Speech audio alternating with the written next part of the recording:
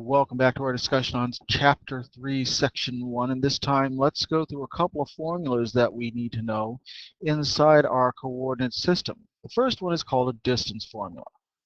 Now, some people kind of get freaked out by seeing these numbers attached to the x's and the y's and ask themselves, well, what's going on there? What are the 1, what do the 2's do? Is that some mathematical operation? No. Let me illustrate on my just hand-drawn coordinate system down here just so that you see. Let's say that we have 2 points in the plane, and we say here's point number 1 and here's point number 2, whatever their coordinates are. If we call this point number 2 and we call this point number 1, then we need a couple of general designations to help us out here. We've got x with a little subscript 2 indicating that it's the x-coordinate from point 2. And of course, this is y with a subscript 2 indicating that we are at the y-coordinate from point number 2. So consequently, if we say point number 1, here would be the coordinate x subscript 1, which represents the x-coordinate from point 1, and y subscript 1, which represents the y-coordinate from point number 1. Okay. Now what we're interested in is the direct line distance between these two, and how could we figure that out? Well, if we're looking at this direct line distance, we might think about this as being something like a right triangle. Even though we can't necessarily take out a tape measure and measure between these two, it is actually much easier to get a straight line distance either directly horizontally or directly vertically. Right, and what are those vertical distances? Well, this is actually looking a little familiar right here now, maybe. You might notice that, well, if we call this side A, if we call this side B, then our distance is actually distance C. Let's call that C, because this is just like in the Pythagorean theorem, right? The Pythagorean theorem states that whenever we have a squared plus b squared,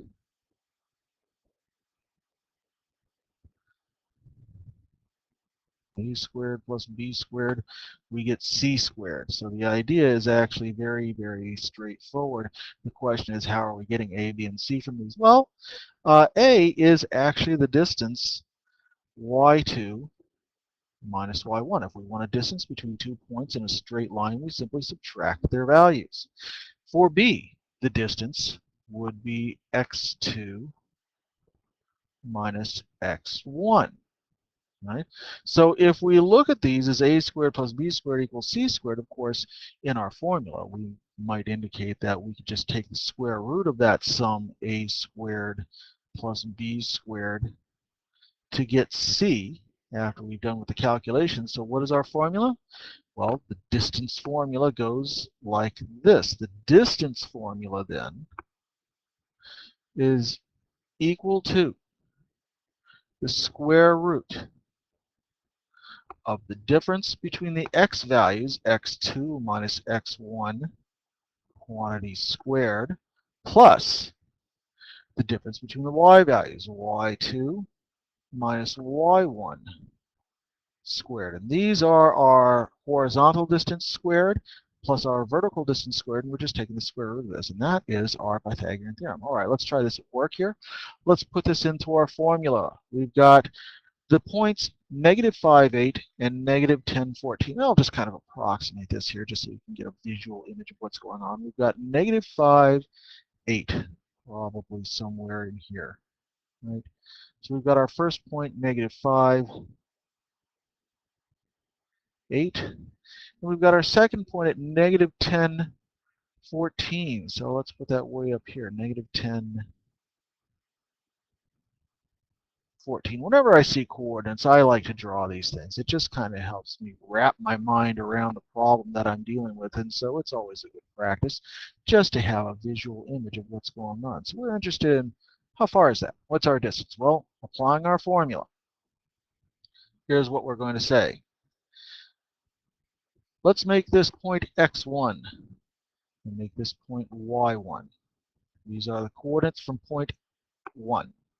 Here, let's make this one x2. Let's make this one y2.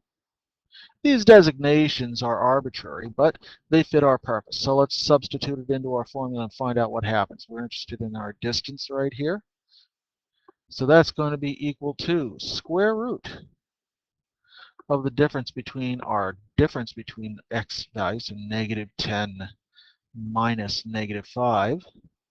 Be careful with those signs. That's one of the biggest areas where people run into trouble.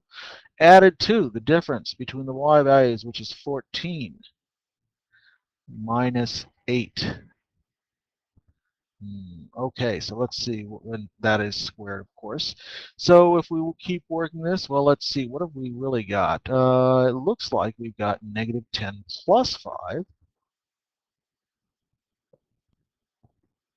squared plus 14 minus 8 we know to be 6 squared. Negative 10 plus 5, that's negative 5. So we've got the square of negative 5 added to the square of 6. Carrying out those operations, negative 5 squared is negative 5 times negative 5, that's 25. 6 squared is 6 times 6, that's 36. And if we add these two together, let's see, 5 plus 6 is 11. Carry the 1, 2 plus 3 plus 1, that's 61. Since 61 is not a nice even square number, we're going to just leave it like this. So this is, when we say the exact distance between these two, that's what we're going to leave. And so that's our answer. Midpoints in the next video.